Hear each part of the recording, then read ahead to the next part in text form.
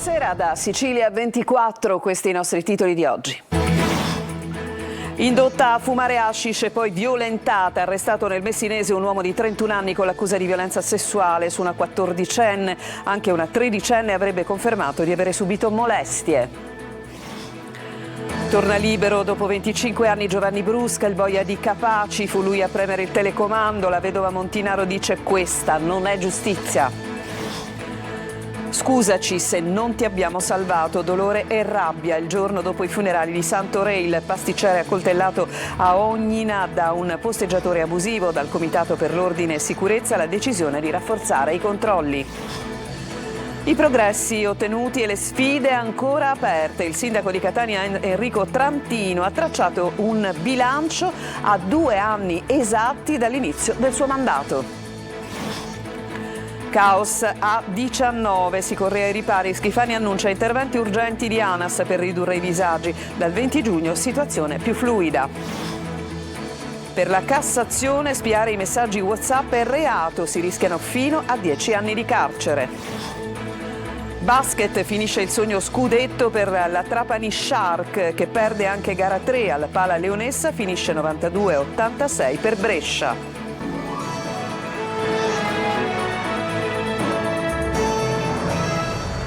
Ben trovati, un 31enne è stato arrestato questa mattina nel Messinese con l'accusa di violenza sessuale su una 14enne. Anche una 13enne avrebbe tra l'altro confermato di avere subito molestie dall'uomo. Sentiamo Francesco Triolo.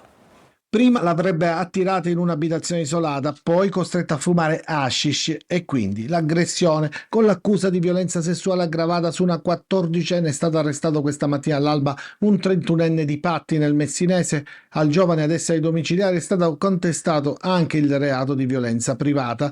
Secondo il racconto della giovanissima, l'indagata a novembre scorso l'aveva contattata sfruttando delle comuni frequentazioni, creando ad arte i presupposti per trovarsi da solo con lei e approfittando delle sue debolezze caratteriali e della notevole differenza di età, l'aveva attirato in una casa non abitata e la sua diretta disponibilità. Sempre secondo il racconto della vittima, l'indagato, dopo averla attirata ed aver chiuso a chiave la porta dell'abitazione, l'aveva indotta a fumare dell'hashish, così abbassando ulteriormente le sue difese, e aveva proceduto alla violenza nonostante le reiterate resistenze della stessa e pur nella piena consapevolezza della sua volontà contraria. Nel corso delle indagini anche un'altra giovane, una 13enne, ha confermato che l'uomo avrebbe tentato di abusare di lei. Il procuratore capo di Patti Angelo Cavallo, che coordina l'inchiesta, ha sottolineato come il 31enne era solito frequentare ragazze molto più piccole, comitive di 14 o 15 per poi portarle nella sua casa al mare di Patti. Era, secondo la procura, il suo modus operandi per cercare di agganciare ragazze minorenni.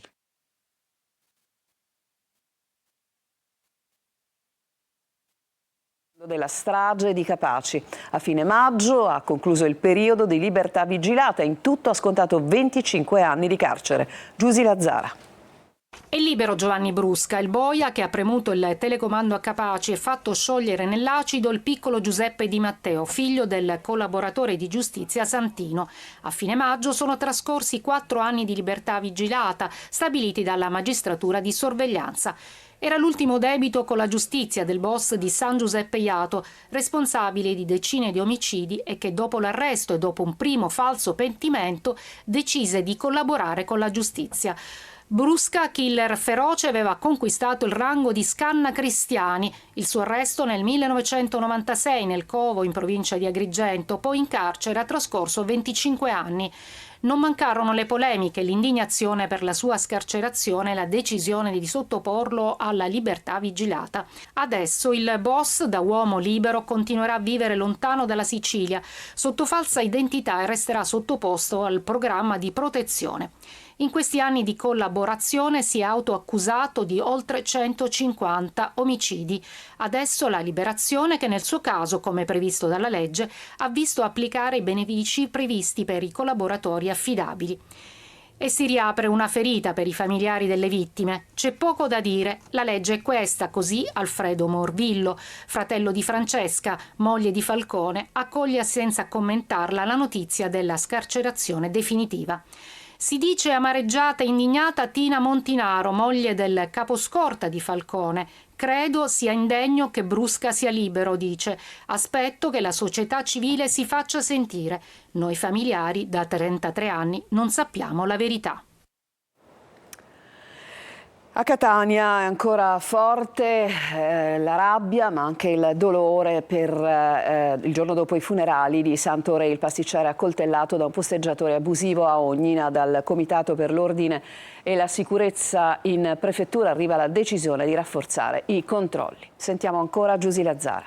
La cattedrale di Catania ha accolto ieri il dolore della famiglia di Santore, il pasticcere accoltellato a Ognina da un posteggiatore abusivo extracomunitario. Il silenzio spezzato dallo strazio della sorella. Eri il piccolo di casa.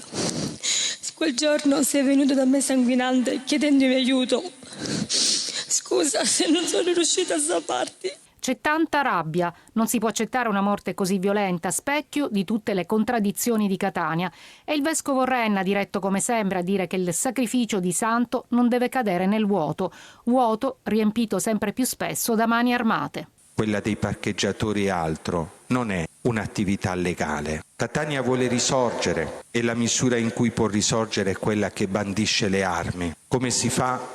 Togliendole di mano ai bambini, e sappiamo che tanto male negli ultimi mesi è stato fatto da armi tenute in casa. E Catania vuole risorgere nella misura in cui aiuta tutti quanti a non vivere di espedienti. Nello stesso giorno dei funerali a Catania si è riunito il Comitato per l'Ordine e la Sicurezza in Prefettura. Una mappatura dei posteggiatori abusivi e più controllo del territorio come primi provvedimenti. La sicurezza per quello che riguarda l'apporto che le forze di polizia possono dare in questo momento a Catania, diciamo che è significativo e ripeto, lo vediamo proprio dai dati sull'andamento delle fattispecie criminose che vanno riducendosi e vanno riducendosi non per caso ma perché evidentemente l'azione di contrasto e prevenzione da parte delle forze di polizia è continua. Chiedono giustizia per Santo i parenti per una morte ingiusta come tutte le morti violente. Oggi 5 giugno sono esattamente 2 anni dall'inizio del mandato di Enrico Trantino come sindaco di Catania. Il primo cittadino ha così tracciato un bilancio delle attività svolte evidenziando progressi ottenuti ma anche sfide aperte. Sentiamo. Stiamo mettendo una passione e un amore nella guida di questa città, probabilmente inediti, ma chiaramente poi sono i risultati quelli che si devono vedere, che non sempre appartengono alle capacità di un'amministrazione, anzi qualcuno mi dice non è un problema nostro, tu sei stato eletto, devi risolvere qualunque inconveniente vi sia. Io non sono stato eletto per fare Dio né per fare il mago, quindi ho una forza limitata. Ma rispetto a questa forza so che non potrò mai accampare come scusa il fatto di non riuscire a risolvere tutto. Allora ogni giorno proviamo a superare gli ostacoli che ci sono, ma per una strana peculiarità dell'amministrazione pubblica, ogni giorno che ci sediamo per risolvere un problema ne nascono altri 100. Io mi concentro sempre sulle cose che non vanno, non guardo quel che abbiamo conseguito di buono.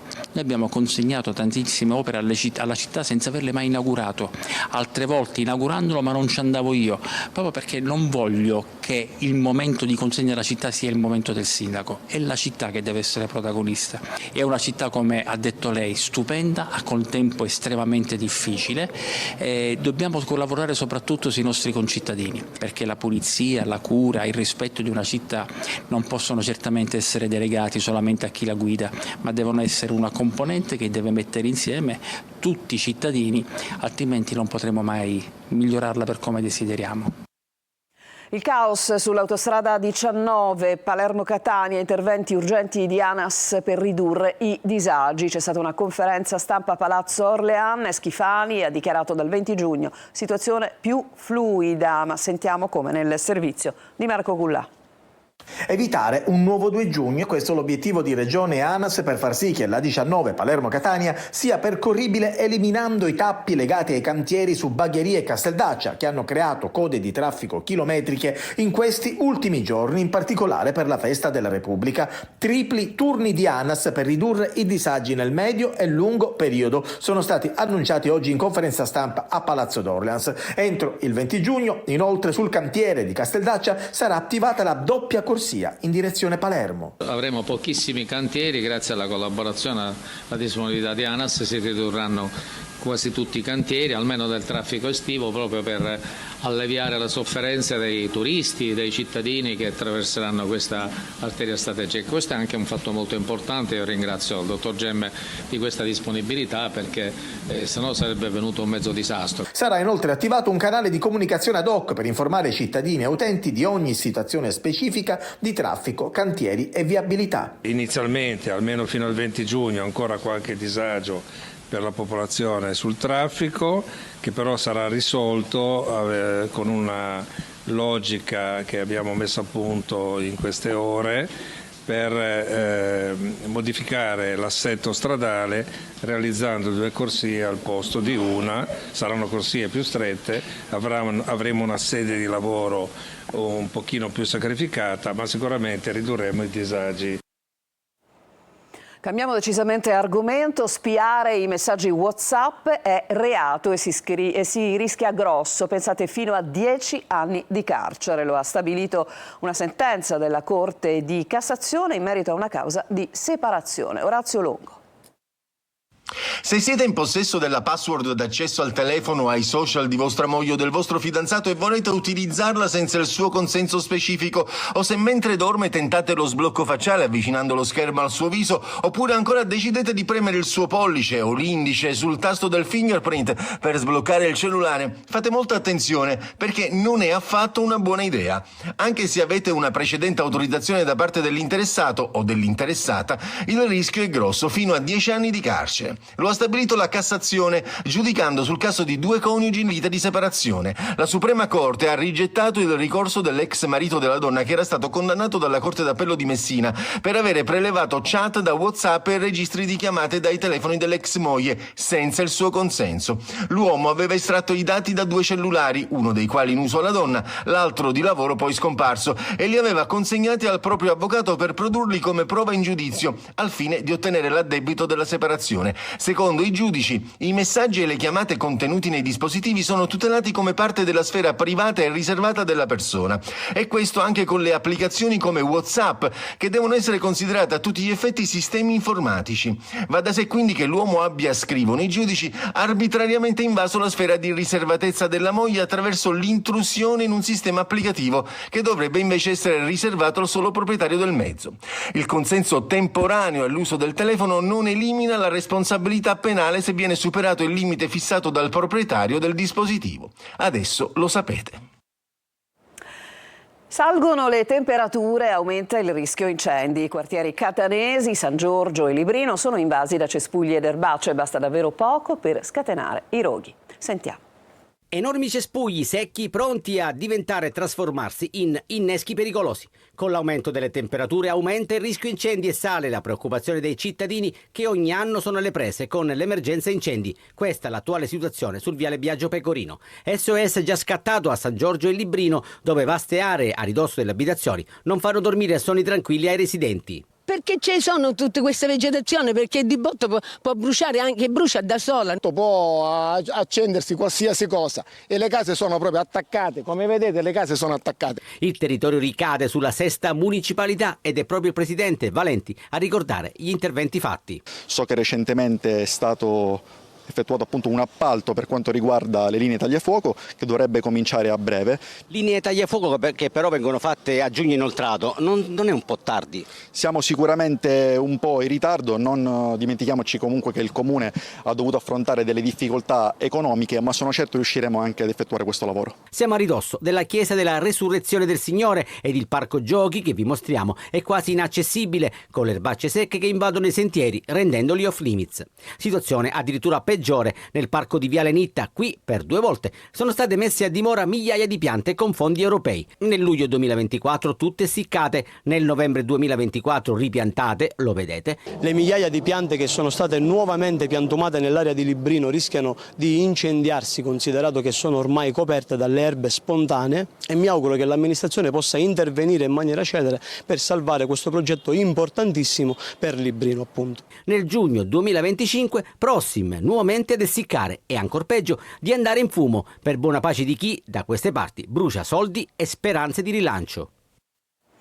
A Messina prosegue il percorso di risanamento della città. Consegnate le chiavi dei nuovi alloggi a 32 famiglie che vivevano nella baraccopoli di via Taormina. Francesco Triolo. Una nuova casa per 32 famiglie del rione Taormina, un nuovo inizio per chi viveva, sino a qualche tempo fa, nelle casette della zona sud di Messina. La consegna delle chiavi degli appartamenti a Palazzo Zanche è un gesto altamente simbolico per tanti abitanti, avvenuta alla presenza del subcommissario al risanamento Santi Trovato, del sindaco di Messina Federico Basile e del presidente di Arismè Fabrizio Gemelli. Consegnati anche i nuovi alloggi alle famiglie che risiedono nella via Quinto Ennio destinata allo sbaraccamento non appena le operazioni di trasloco dei nuclei familiari saranno concluse. Non sono mancate lacrime di gioia ed applausi durante la cerimonia di consegna. Finalmente, dopo tanto, Giulia. Questi anni mi tocca questa piccola casetta, mi arrangerò. Una vita che ricomincia, diciamo, dalla pulizia, da una casa dignitosa, ecco. Una casa decente, insomma, che dopo 76 anni, quindi là c'era comodità, c'era un po' un disagio, tutto disagi c'erano. È un altro passo in avanti del percorso di sbaraccamento e risanamento avviato nel 2018 e che punta ad eliminare il fenomeno delle baracche, dando risposta a quanti finora hanno vissuto in grave disagio abitativo. Stiamo continuando un percorso che era già virtuoso, era già iniziato negli anni precedenti. Continuiamo, speriamo di accelerare pure sull'acquisto di alloggi in modo da poter sbaraccare più velocemente altre aree. Un percorso che è iniziato, che non si ferma e che non solo continua ma deve essere accelerato. Il problema lo conosciamo tutti, non lo conosciamo dal 2018 ma da almeno 100 anni prima, solo che dal 2018 abbiamo preso, diciamo così, il toro dalle corna. Ci fermiamo, c'è una pausa, torniamo tra poco per raccontarvi di un video che parla della Sicilia proiettato in Giappone. A tra poco.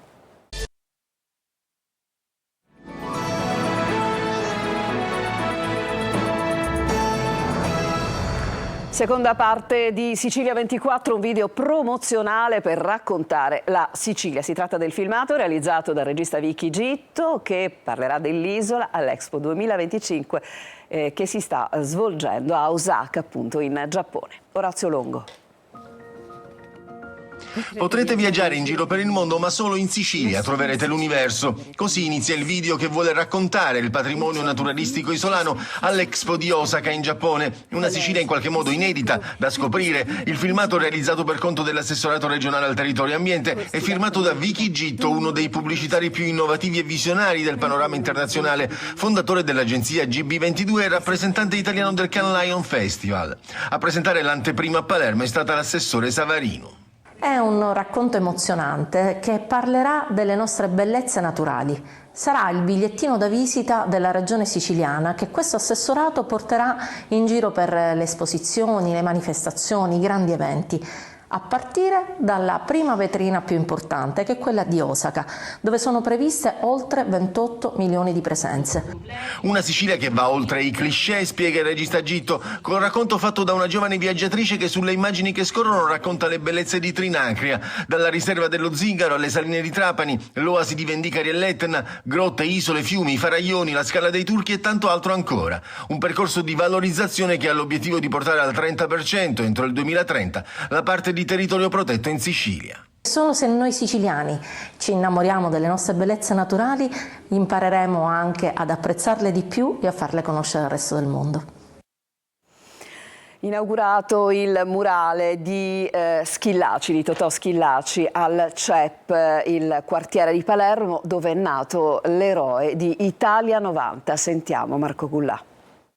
Il CEP è Totò Schillaci, un legame unico, intenso e da ieri ormai eterno con il murale inaugurato che ritrae l'eroe d'Italia 90. Realizzato da Igor Scalissi Palminteri, Totò si affaccia sul campo da calcio del quartiere in cui l'ex stella, tra le altre di Messina Juventus, oltre che naturalmente della nazionale, morto lo scorso 18 settembre, ha dato i primi tiri a un pallone.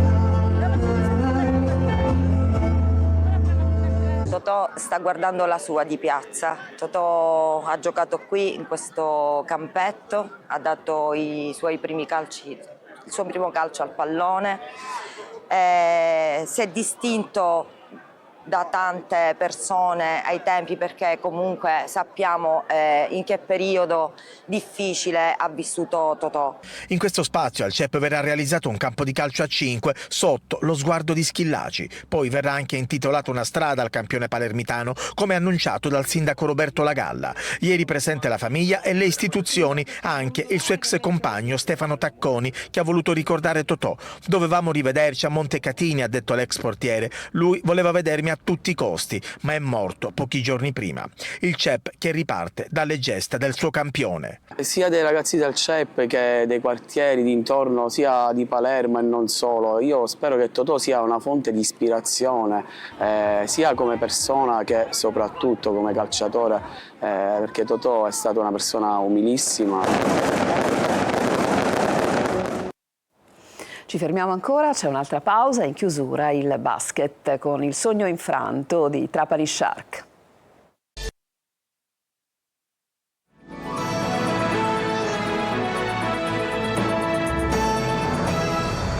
Siamo al basket, playoff scudetto, Trapani perde anche gara 3, sfuma così il sogno tricolore. Sentiamo Franco Cammarasana.